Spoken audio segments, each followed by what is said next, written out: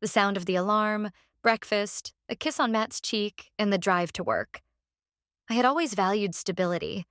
I had a successful job, a home where everything was in its place, and a husband with whom I had shared my life for many years. Our relationship was solid. We talked about everyday matters, planned vacations, and decided who would take the car to the shop. Things at the office, however, had been different in recent months. I couldn't help but notice how often my boss, Andy, stopped by my desk with small questions. He didn't just need reports. He wanted to know how I was doing, to notice the little things. "Melissa, how do you manage to maintain such precision in every project?" he asked one day, leaning against my desk with a slight smile. His eyes sparkled with genuine interest. I shrugged, trying not to show how his attention touched something deep inside. "I guess it's just a habit," I replied, turning toward my monitor, though I could feel my heart beating a bit faster. Andy continued to look at me with the same warmth. "If everyone could turn habits into such efficiency, our lives would be a lot easier," he said casually, almost offhandedly, but his words left a lasting impression. I felt that there was more behind his question than just a compliment. In that moment, I wanted to believe it was something more than professional interest. From that day on, I found myself looking forward to his visits, even the brief ones, throughout the workday. The evening at home began as usual. I put the water on the stove for pasta, and Matt turned on the TV. "How was your day?" Matt asked, not taking his eyes off the screen. "Fine," I replied briefly, stirring the pasta in the pot. A familiar silence settled between us. I had always thought that silence between people was a sign of closeness. At dinner, Matt spoke again. "Do you want to visit my parents this weekend?" I looked up and thought about it. Visiting his parents? It seemed like such a routine suggestion, but something inside me resisted the idea. "I don't know, Matt," I answered, putting my fork down. "It feels like we don't talk about important things anymore." He set down his spoon, frowning slightly. "What do you mean? We always talk." "No, we talk about plans, about work, but not about us." Matt looked at me as if he didn't understand what I was talking about. There was no judgment or anger in his eyes, just confusion. "But what do you want?" His voice was calm, almost tired. I sighed, not knowing how to answer.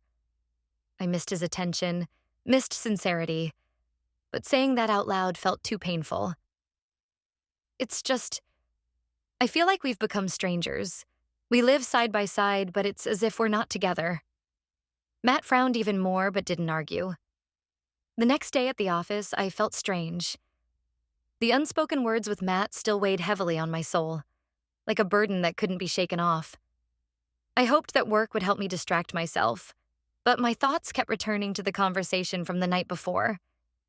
We truly were becoming strangers, and that realization hurt more than I had expected. When I entered the office, the first thing I noticed was Andy. He was standing by the window, holding a cup of coffee and scrolling through something on his phone. When he saw me, he immediately put the phone aside and came closer. "Good morning, Melissa. How are you?" His voice was sincere, and in that moment, I felt a bit lighter. "I'm fine," I replied automatically, but my words came out too flat to be true. Andy noticed that. He had always been attentive to small details, and today his gaze lingered on me a little longer than usual. "Are you sure?" He looked straight into my eyes, and suddenly I realized I didn't want to lie. I sighed and relaxed a bit, as if his attention allowed me to momentarily step away from my internal struggles. "Just a rough day?" I tried to smile, but it came out forced. Andy frowned slightly but didn't push further. Instead, he suggested, "We're having a little company party for the staff tonight. Will you join us?" I hesitated.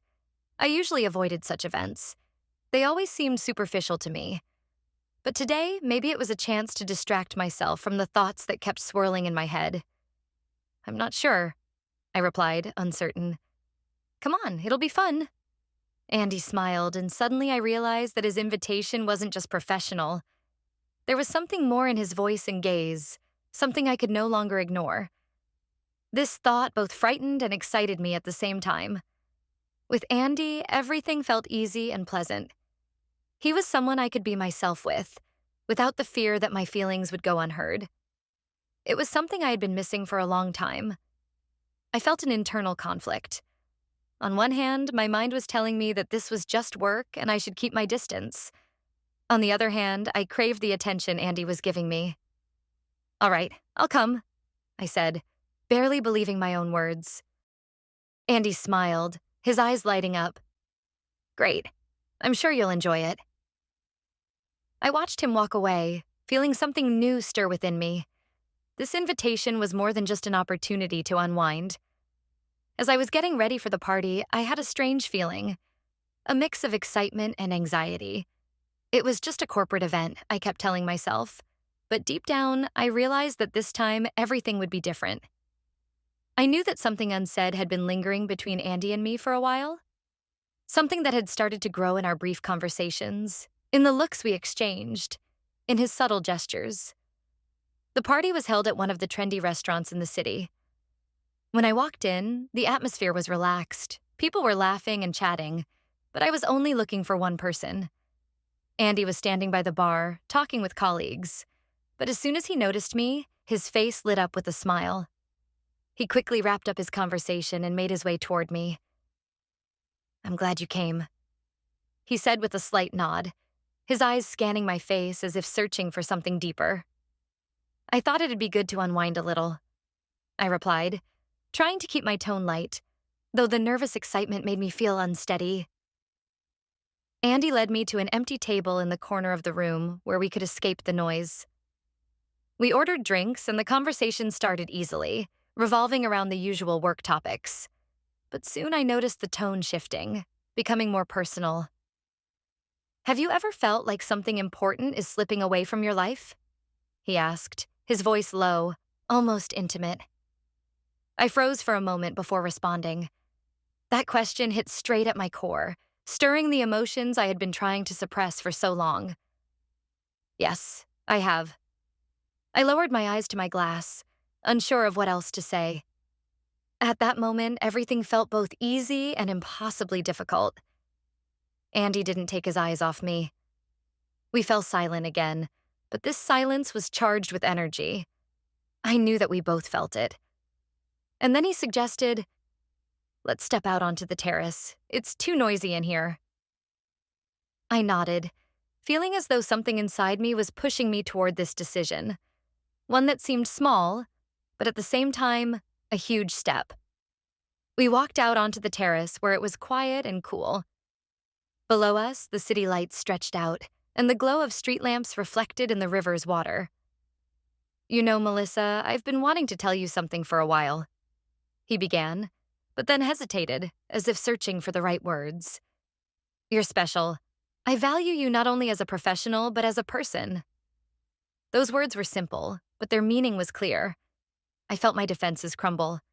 His attention and sincerity were what I had been missing at home.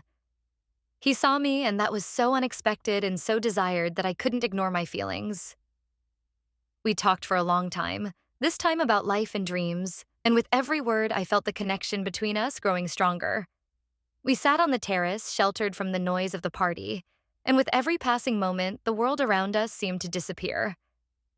Andy looked at me in a way that no one had looked at me for a long time, and the feeling was overwhelming. I didn't need to say much. He sensed my uncertainty, my doubts. "I felt this for a long time," he began, his eyes fixed on the city lights in the distance. "We're alike, you know.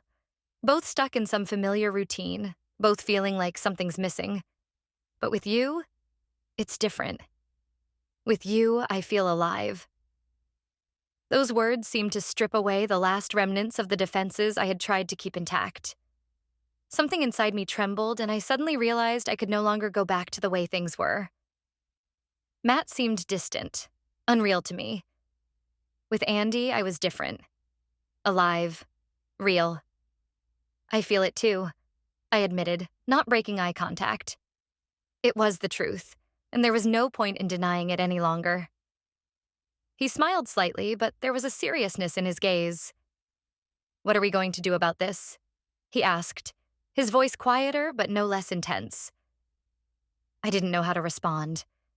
We were standing on the edge of something that could change everything, and inside me, a storm of emotions raged. Andy suddenly stepped closer, his hand lightly brushing against mine. It was a fleeting touch, but it burned like fire. I didn't pull away, and that gesture became the beginning of something more. We looked at each other, and in his eyes, I saw what I had long lost in my relationship with Matt. Honesty, passion, the desire to be close. "I don't know, Andy," I whispered, trying to find the right words. "All of this, it's wrong, but I can't stop." He nodded, as if understanding it better than I did.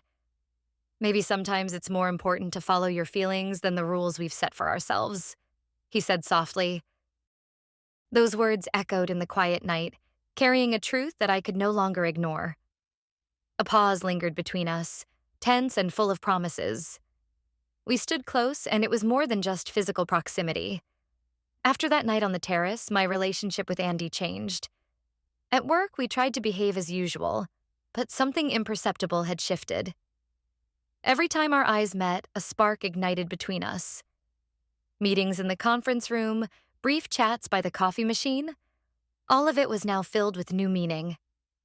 And with each passing day, I felt our connection growing stronger, while the internal conflict inside me intensified. One evening, after work, Andy suggested that we stay a little longer, supposedly to discuss a new project. I knew it wouldn't just be a work meeting, but I couldn't refuse. Deep down, I had stopped trying to fight what was happening between us. We sat in his office, surrounded by papers and charts, but the conversation soon turned personal.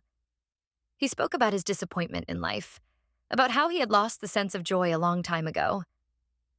I listened, understanding every word because I felt the same way. "Melissa," he suddenly said, and there was something special, almost imperceptible in his voice. "I can't pretend anymore that there's nothing between us. I think about you all the time." Those words threw me off balance. I knew this moment would come, but when it did, my heart started beating faster than I could allow myself. I stayed silent, not knowing what to say. All the emotions I had been suppressing for so long now surfaced. "I feel the same," slipped out of me, though I wasn't ready to admit it aloud. "But this is wrong, Andy. We both know it." He sighed, ran his hand through his hair, then looked at me with such seriousness that it made it hard to breathe. "Wrong? Maybe. But I can't pretend that I don't care anymore. You've changed my life, and now I can't imagine it without you."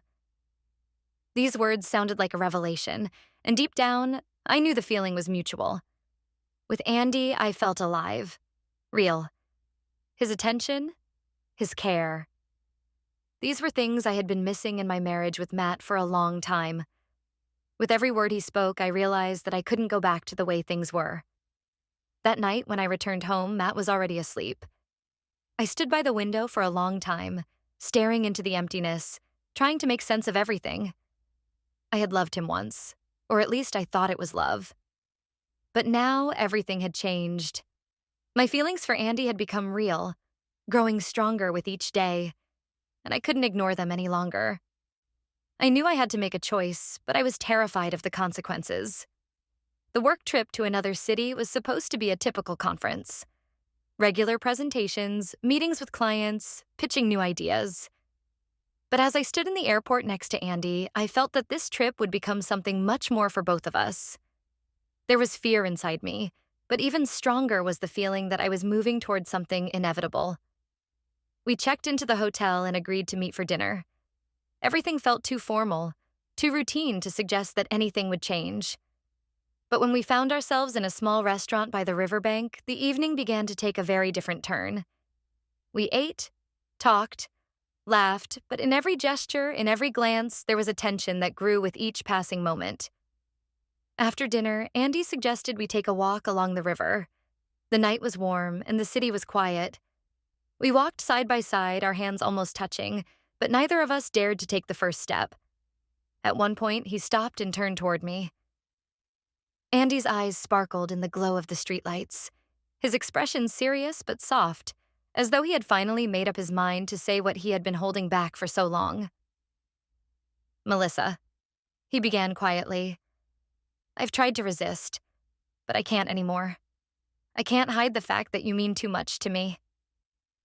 The words I had been afraid to hear were finally spoken. My mind screamed that this was wrong, but my heart raced with a completely different kind of urgency. I knew this moment would change everything, and the realization of that didn't frighten me as much as I had expected. I looked at him, silent. He stepped closer, and his hand, both gentle and resolute, touched mine. That touch was what I had been waiting for, even if I hadn't realized it. We stood like that for a few seconds, and then he pulled me into him, and I didn't resist. The kiss was soft, but within it was so much hidden strength, so many repressed emotions that I could no longer stop myself. In that moment, all boundaries crumbled. I no longer thought about the consequences, about what awaited me at home. I was here, with Andy, and every moment of that evening felt real, as though this was what I had been missing all along. We returned to the hotel together, and I knew that this was the point of no return. That night marked the beginning of something new. After it, I could no longer continue living as I had before. I felt that I had crossed a line and there was no way back. With Andy, I had found what I had been missing for so long, and now I had to face the reality of these new feelings. After returning home from that trip, I felt like a different person. Everything that had happened between Andy and me had drastically changed my perception of reality. I tried to act as usual, but every time Matt looked at me, it felt like he could see the inner struggle I was facing. Hiding from the truth was becoming increasingly difficult. Matt began noticing the changes almost immediately. I came home late, became withdrawn, and often lost track of conversations. We talked less and less, and when he asked what was going on, I made excuses about being tired from work. But deep down, I knew this couldn't go on.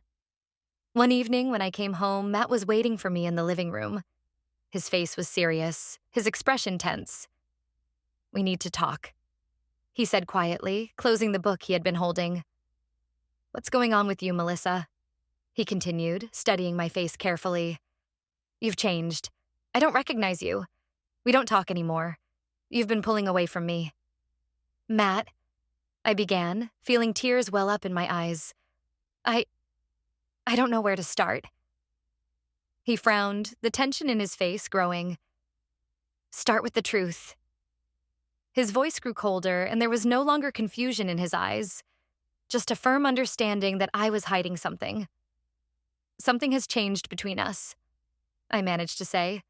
"I can't ignore it anymore." Matt was silent, realizing that this wasn't just a passing comment. He sat down on the couch, rubbing his temples as if trying to process my words. "Changed? What exactly?"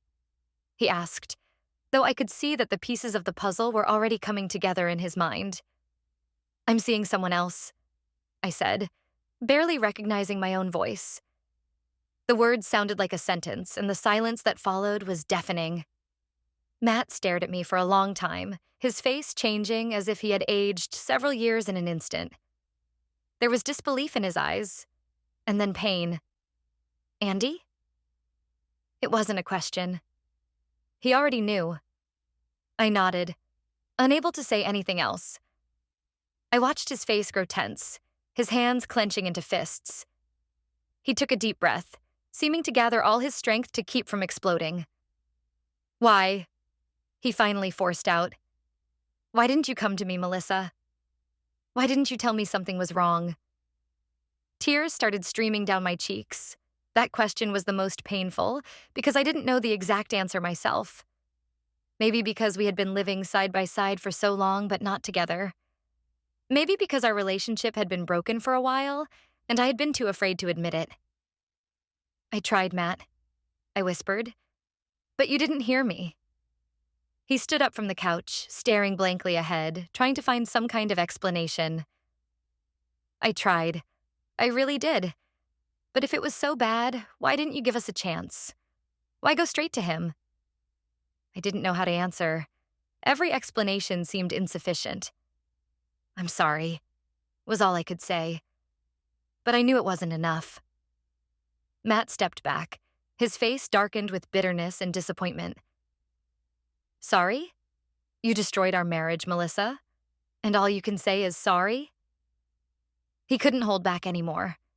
His voice grew louder, his words sharp, full of pain. I stood still, feeling like the world around me was collapsing. This conversation had to happen, but that didn't make it any less painful. After the conversation with Matt, everything happened quickly. He couldn't stay in the house where every detail reminded him of the betrayal. Within a few days, he packed his things and left. We didn't shout, didn't create a scene. It all happened surprisingly calmly, but that calmness was the hardest part. I watched as the life we had built together fell apart, and the realization of that was almost unbearable. I was left alone in an empty house. At first, I felt drained, as if all my emotions and energy had been spent in one night. But along with that came a sense of relief, bitter yet liberating. I had made my choice, and now I had to live with its consequences. Andy was there for me the whole time. He didn't pressure me or rush me. He understood what I was going through and gave me space. But his support was crucial. When I moved in with him a few weeks later, I felt like I was starting a new life. A life where I could be myself, without the fear of not being heard. Life with Andy was entirely different. With him, there was no routine predictability like there had been with Matt.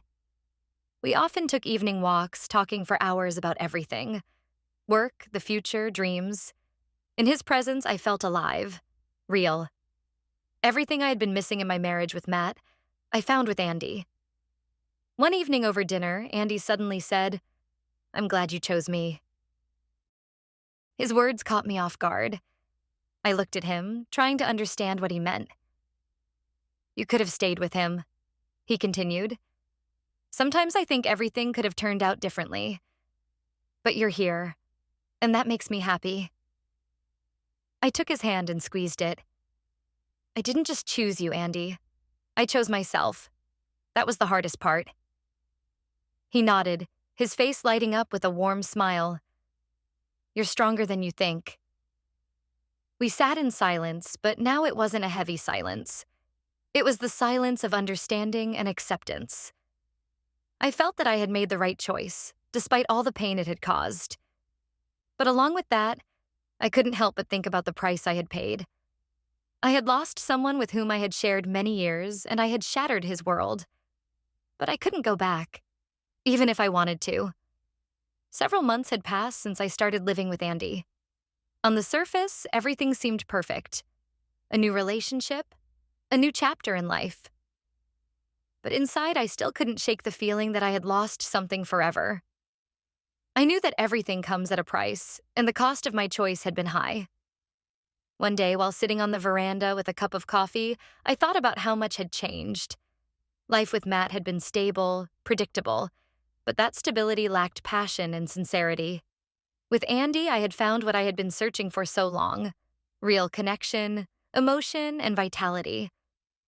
But at the same time, I had destroyed something important: my marriage and the trust of a person who had loved me despite our differences. Sometimes I found myself thinking about Matt. How was he? Had he found the strength to move on? Had he forgiven me?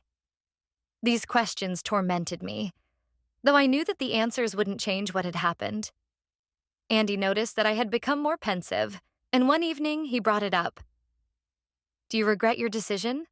he asked, his eyes filled with concern, but also anxiety.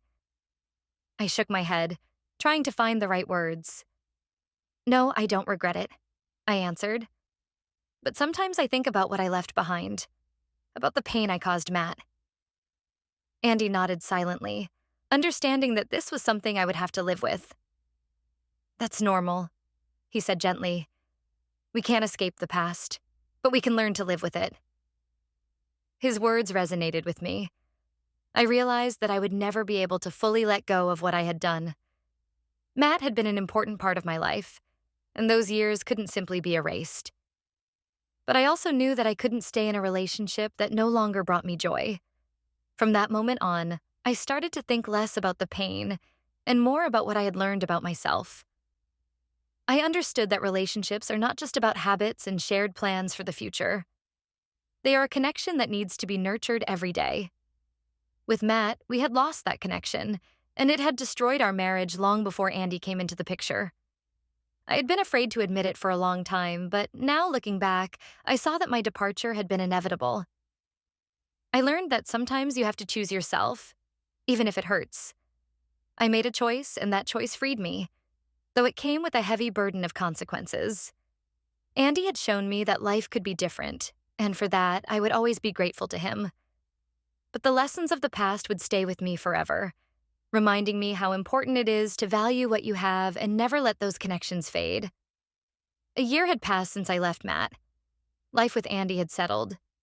We grew closer, and our relationship developed harmoniously. But the past hadn't fully let me go. Sometimes I caught myself thinking about Matt, wondering how he was living now and whether he had let me go. One day, after work, I decided to stop by the cafe that Matt and I used to visit often. This place was a symbol of our shared past. As soon as I walked in, I was hit by an unexpected sense of déjà vu. I could almost physically feel his presence, as if time had turned back. And then I saw him. Matt was sitting by the window, a book in his hands, his face focused, but calm. My heart started racing. I wasn't sure whether to approach him or leave, but my legs carried me toward his table on their own. He noticed me before I reached him, and for a moment, surprise flickered in his eyes, followed by a gentle smile, with no trace of the pain I had expected to see. "Melissa," he said, closing his book and standing up. "It's been a while." His voice was calm, but I could still feel a warmth in it that hadn't faded, even after everything that had happened between us. I sat down across from him, not knowing where to begin. "How are you?" I asked, though the question felt so superficial compared to everything I wanted to say. Matt nodded, leaning back in his chair. "I'm doing okay," he replied. "Life goes on, and I think we both understand that by now." We were quiet for a few moments, and I felt myself tense up. This conversation, which I had feared for so long, suddenly didn't seem so difficult. Matt looked different, calmer, more mature. The pain I had left behind no longer seemed to hold him. "I'm sorry, Matt," I finally said. I don't know what else to say, except that it was painful for me too. He smiled again, this time a little more sadly. "I know, but honestly, it wasn't just your choice, Melissa. We both lost each other long before. You were just the first to admit it." His words felt like a relief. It was an acknowledgement that the break had been inevitable. We both played our parts in what had happened.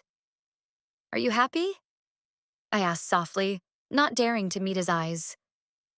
Matt thought for a moment before answering. "I think so. I've thought a lot about what happened and realized that we really had changed. I've started a new life, and now I understand that it was better for both of us."